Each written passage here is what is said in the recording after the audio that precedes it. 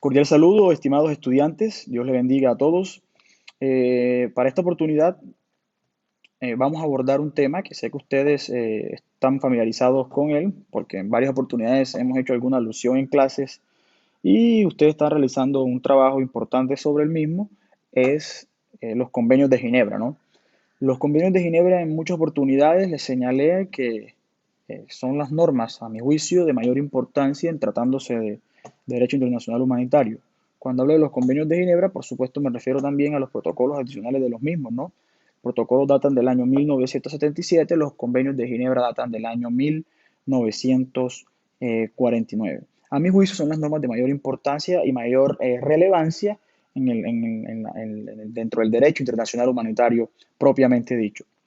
Los convenios de Ginebra efectivamente son normas, son tratados internacionales que en tratándose del caso colombiano hay una ley que los aprueba, que es la ley quinta del año 1960. Es una ley aprobatoria del tratado de los cuatro convenios de Ginebra, en la cual pues tiene apenas un artículo único donde señala que se aprueba los convenios de Ginebra y los señala en su orden, ¿no? El convenio primero para mejorar la suerte de los heridos y enfermos en Fuerzas Armadas en campaña, convenio segundo para mejorar la suerte de los heridos, enfermos y náufragos en Fuerzas Armadas en el mar, el convenio número 3 que se refiere a los prisioneros de guerra, al trato debido a los prisioneros de guerra, y el convenio 4 que hace referencia a la protección de la población civil. Estos cuatro convenios fueron aprobados en nuestro ordenamiento, en nuestro ordenamiento jurídico, perdón, por la ley quinta del año 1960. Es decir, estos convenios fueron incorporados a nuestro ordenamiento jurídico de ese cuento usted desde el año 1960, precisamente con la expedición de la ley quinta del año 1960. En este caso particular no vamos a encontrar una sentencia de constitucionalidad de la Corte Constitucional, pues entendemos que es una ley anterior a la Constitución del 91, por lo tanto no había sido creada todavía la Corte Constitucional. No obstante, para la época existía una sala de asuntos constitucionales de la Corte Suprema de Justicia.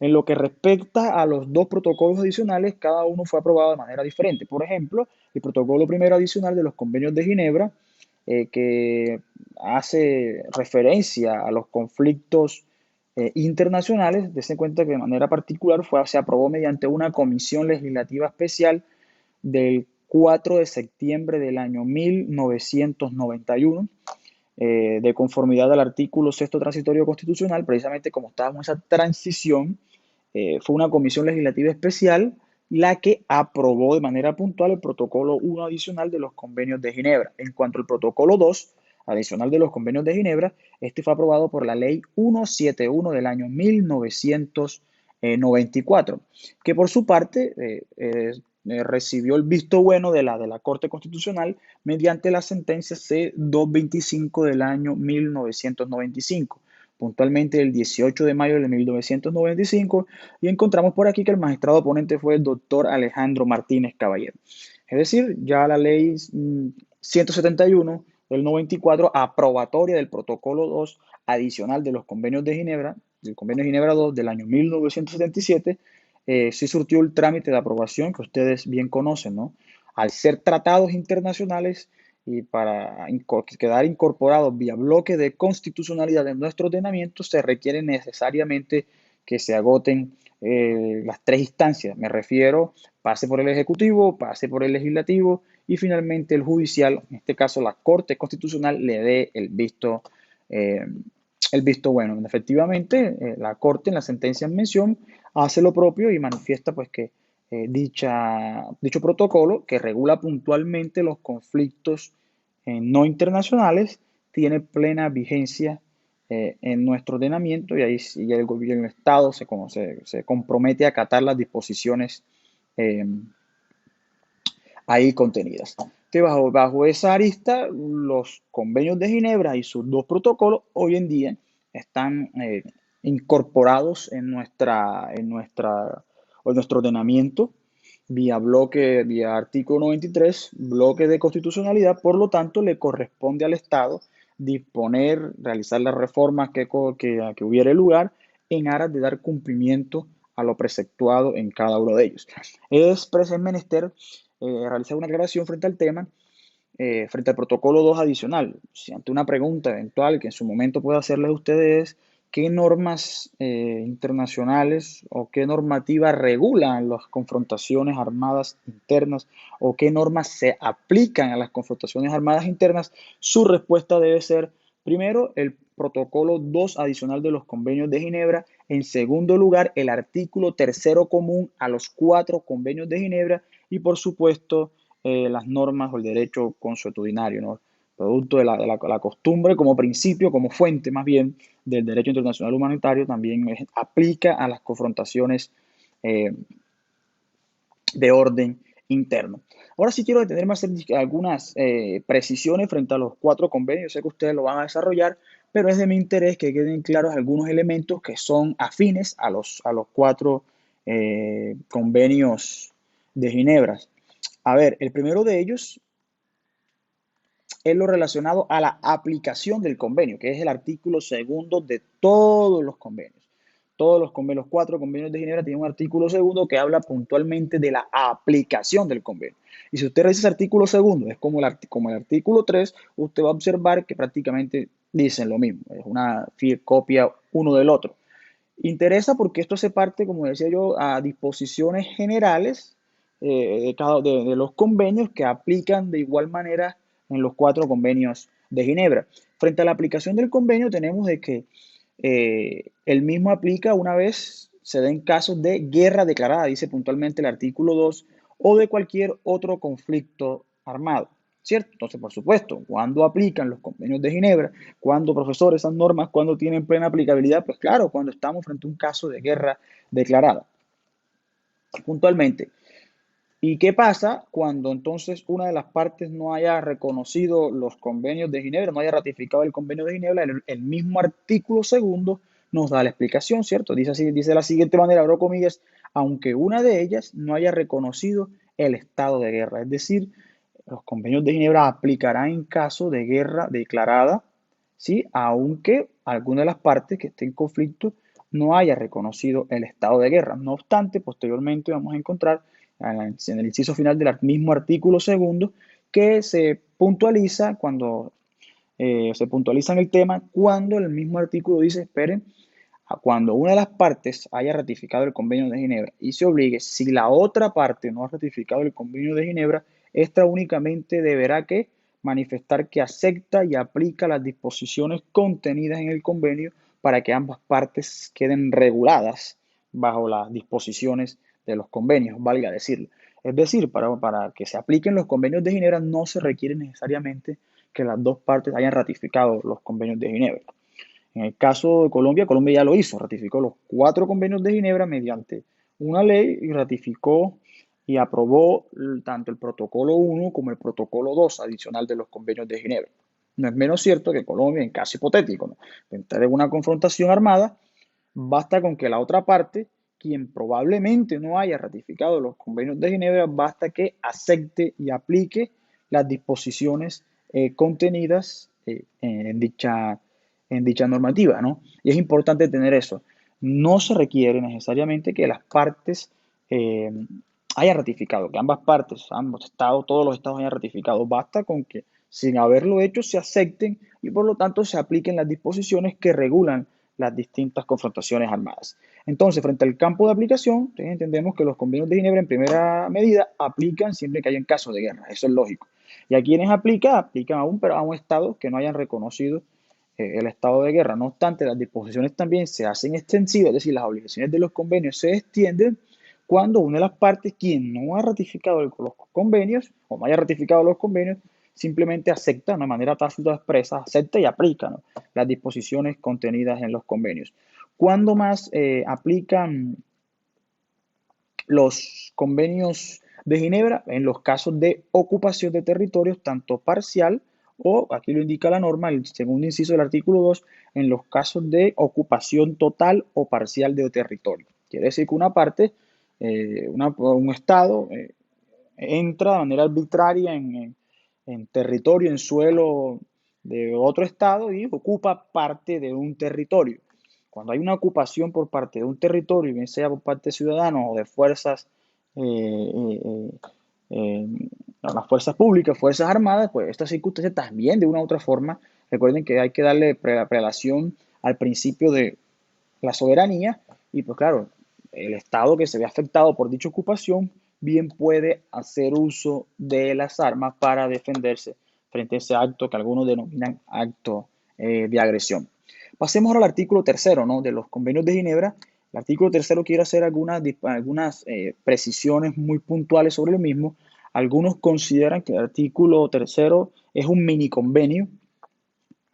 Algunos consideran que es un convenio dentro de un convenio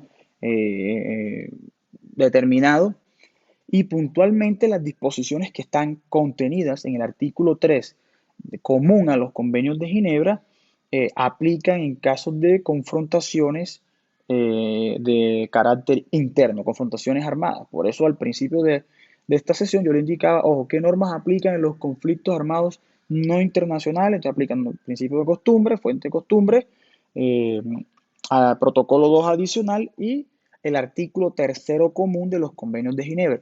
Se denomina el artículo tercero común porque está el mismo artículo tercero en los cuatro convenios de Ginebra. Y su importancia está dada en que protege de manera puntual a la población civil y su desarrollo normalmente se trae o su escenario es puntualmente las confrontaciones no internacionales. Entonces vamos a leer lo que dice con el artículo tercero. Mire que de manera puntual se denomina así conflictos no internacionales, es decir, dentro de un convenio que regula confrontaciones internacionales, el artículo tercero, que es común para los cuatro convenios, de manera puntual dice, espere, hay que tener en cuenta que también hay unos conflictos denominados no internacionales que también se requiere una regulación expresa para regular dichas situaciones. Dese cuenta que estamos hablando del año 1949, ¿no? Los cuatro convenios de Ginebra son del 49. Ya el protocolo 2 adicional es después de unos cuantos años posteriores, esos son del año 1977. Entonces, antes de la existencia de los protocolos, los conflictos no internacionales se regulaban de manera puntual con el artículo tercero común a los convenios de Ginebra, el cual voy a leer y vamos a ir desarrollando para agotar ya estos 20 minutos que nos hacen falta. Dice, en caso de conflictos armados, mire lo que dice la norma, que no sean de índole internacional y que surjan en que surja en el territorio de una alta parte contratante, cada una de las partes en conflicto tendrá la obligación de aplicar como mínimo las siguientes disposiciones. Y aquí se habla de un mínimo de atención a unas disposiciones de carácter humanitario que son aplicadas única y exclusivamente cuando estamos en presencia de conflictos no internacionales. Lo que nos dice la norma en el inicio es estados que hayan ratificado, estados contratantes requieren estados que hayan surtido un trámite de ratificación de los convenios de Ginebra cuando en sus territorios se presenten confrontaciones armadas, ¿cierto? Cada una de las partes en conflicto, es decir, Estado y grupo irregular, deben de respetar, acatar un mínimo de normas, un mínimo de disposiciones. Por eso que algunos denominan que este es un mini convenio, un pequeño convenio, por eso es que este artículo aplica puntualmente a las confrontaciones de orden interno junto con el protocolo 2 adicional de los convenios, porque son normas que crean un mínimo humanitario, un mínimo de disposiciones a acatar. Y si usted revisa y empezamos a esbozar parte por parte el contenido de este artículo tercero común de los convenios de Ginebra, usted se va a dar cuenta que sin lugar a dudas aquí se desarrollan principios del DIH de suma importancia, tales como el principio a la humanidad, ¿no? A ese trato digno, ese trato sin distinción alguna de sexo, de raza y color a las partes, ¿no? Sobre todo las partes que están fuera de los conflictos armados. Miren lo que dice, las personas que no participen directamente en las hostilidades, dice el artículo segundo, numeral primero, incluidos los miembros de las Fuerzas Armadas que hayan depuesto las armas y las personas puestas por fuera de combate por enfermedad, por herida, por detención o por cualquier otra causa, serán en todas las circunstancias, mire usted, tratadas con humanidad. Entonces, aquí no está hablando del convenio 3, nos habla pues puntualmente de los sujetos objeto de especial protección por parte del DIH. Tenemos enfermos, tenemos heridos, personas detenidas, prisioneros de guerra, dice, personas puestas fuera del combate, en todas las circunstancias, dice la norma, serán tratadas con humanidad. Desarrollo del principio de humanidad. Sin distinción de qué, de índole, desfavorable basado en la raza, el color, exceso, la creencia religiosa, criterio análogo, entre otras. Dice el artículo segundo, a este respecto se prohíben en cualquier tiempo por lo que atañe a las personas arriba mencionadas. Mire, entonces, ¿qué nos menciona el artículo? Esperen. Estas personas que son sujetos de especial protección tienen derecho a esto. Serán tratadas con humanidad, sin distinción de raza, sexo, color, religión, nacimiento, criterio ideológico y demás. Y gozarán de qué? De una protección, porque quedan por fuera del grupo de combatientes y empiezan a gozar de una serie de protección. Por lo tanto, hay unas conductas que son prohibidas. Es decir, por ser sujeto de especial protección, el artículo tercero común de los convenios de Ginebra dispone, ojo, es prohibido en cualquier tiempo y lugar realizar cualquiera de estos actos con estas personas. ¿De cuáles son las conductas que quedan prohibidas expresamente por el artículo tercero común de los convenios de Ginebra? Primero, A, dice los atentados contra la vida y la integridad corporal, el homicidio en todas sus formas, la toma de rehenes, los atentados contra la dignidad, las condenas dictadas y ejecutadas sin previo juicio, los heridos y los, las condenas dictadas, y las ejecuciones sin previo juicio ante un tribunal legítimamente constituido con garantías judiciales reconocidas como indispensables para los pueblos civilizados. Y el numeral segundo dice, los heridos y enfermos serán recogidos, ¿sí ven? Y asistidos. Es principio también fundamental, un organismo humanitario imparcial, tal como es la Cruz Roja Internacional, es decir, eh, eso lo van a hacer, espero que lo desarrollen alguno de los grupos, ¿no? La Cruz Roja es un organismo imparcial que cumple funciones y labores humanitarias, pero ojo, no es el único que puede una confrontación armada brindar este tipo de ayuda humanitaria, colaboración y asistencia a las víctimas de estos conflictos. ¿Qué quiere decir eso? Que pueden existir algunas ONG, algún grupo de personas, siempre y cuando cuenten con la venia, con la autorización de las partes en conflicto, pueden entrar a terreno y brindar asistencia y ayuda humanitaria. Que quede claro eso, porque a veces creemos que únicamente la que tiene la facultad de ingresar a las zonas y de una u otra forma realizar este tipo de labores humanitarias es la Cruz Roja Internacional. No digamos que la Cruz Roja Internacional no tiene personal ni la fuerza tampoco para estar en todas partes y brindar asistencia y ayuda. También puede toda esta labor humanitaria se desempeña por personas civiles que se organizan, que cuentan con el visto bueno de las partes en conflicto y pueden de manera desinteresada realizar algún tipo de, de asistencia, ¿no? A las personas que salgan heridas o mal libradas de estos conflictos.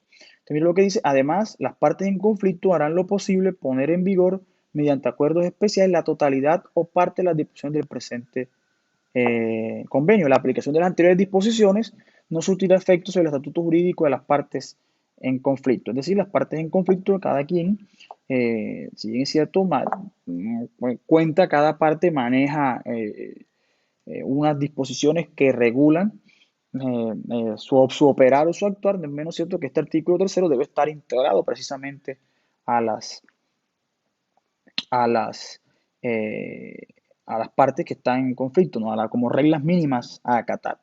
Y dentro del artículo cuarto también, ya me quedan pocos minutos, dentro del artículo cuarto también nos habla sobre la aplicación por las potencias neutrales, ¿no? Aparece un nuevo concepto de potencia neutral. Y mire usted lo que la potencia neutral nos señala, dice, las potencias neutrales aplicarán por analogía las disposiciones del presente convenio a los heridos y enfermos, así como a los miembros del personal sanitario y religioso, pertenecientes a las Fuerzas Armadas de las partes en conflicto que sean recibidas o internados en su territorio, así como los muertos recogidos. Aquí es un concepto, ¿no? Interesante. ¿Quiénes vienen siendo entonces las potencias neutrales, ¿no? Esas potencias neutrales, ¿quiénes resultan ser? Entonces, claro, potencias neutrales, dice la norma, aplicarán las disposiciones de este convenio a los heridos y enfermos. Si son aquellas potencias que eventualmente pueden realizar algún tipo de labores en pro de atender a los heridos, a los enfermos, al personal sanitario y personal religioso. Téngase en cuenta que es indispensable que estas potencias neutrales pues, tengan el reconocimiento, tengan el aval de, de las partes. El artículo quinto habla un poco sobre la duración de la aplicación. Bueno, eh, cada uno de los convenios no habla sobre la aplicación. Básicamente, o sea, la norma aplica hasta tanto cese la situación quede origen. Y también se da del artículo sexto de los acuerdos especiales, que quizás algunos consideran que estos acuerdos especiales de cada artículo sexto, por ejemplo, del Convenio 1 de Ginebra, hace referencia puntualmente a que en las partes en conflicto, en aras de que cese la confrontación armada, pueden tomar algunas decisiones, algunas medidas en aras de finalizar, ¿no?, la confrontación armada, concertar, llegar a un acuerdo para acabar con la confrontación, con la situación bélica de violencia. Algunos constitucionalistas, ¿no?, han considerado que este fue el fundamento de los actuales convenios, acuerdos de paz entre el gobierno y la FARC. Se cree que este es el fundamento central de los mismos. Se cree que este es el basamento que tienen los acuerdos de paz. No estamos en clase de justicia transicional, pero no es menos cierto que ante la pregunta de qué son los acuerdos de paz, entonces, ¿son leyes? No, no son leyes, son normas. ¿Qué son? ¿Es un tratado? No, no, los acuerdos de paz son, como su nombre dice, son acuerdos especiales, como su nombre lo dice, son acuerdos especiales que tienen su sustento o su base en el artículo sexto de los convenios de Ginebra en lo referente a los acuerdos especiales que se pueden suscitar entre las partes. Y finalmente, quiero abordar lo relacionado a la importancia de cumplir con las normas. Le ubicamos enseguida. En el artículo 50, normalmente, bueno, este es el artículo 50 de los convenios de Ginebra. De pronto el convenio 2, 3 y 4, pues no contenga el mismo artículo 50, no sea el artículo propiamente 50, sino puede ser un artículo diferente, pero todos los convenios traen una disposición que es puntual que hace referencia a las infracciones graves, lo que yo siempre les indicaba. Y miren lo que dice: las infracciones graves a las que se refiere el artículo anterior son las que implican cualquiera de los actos siguientes, si se cometen contra las personas o bienes protegidos, lo que hemos hablado: el homicidio intencional, la tortura, los tratos inhumanos, incluidos los experimentos biológicos, el hecho de causar deliberadamente grandes sufrimientos, de atentar gravemente contra la integridad física o la salud, la destrucción y la apropiación de bienes no justificada por necesidades militares y efectuadas a gran escala, ilícita y arbitrariamente.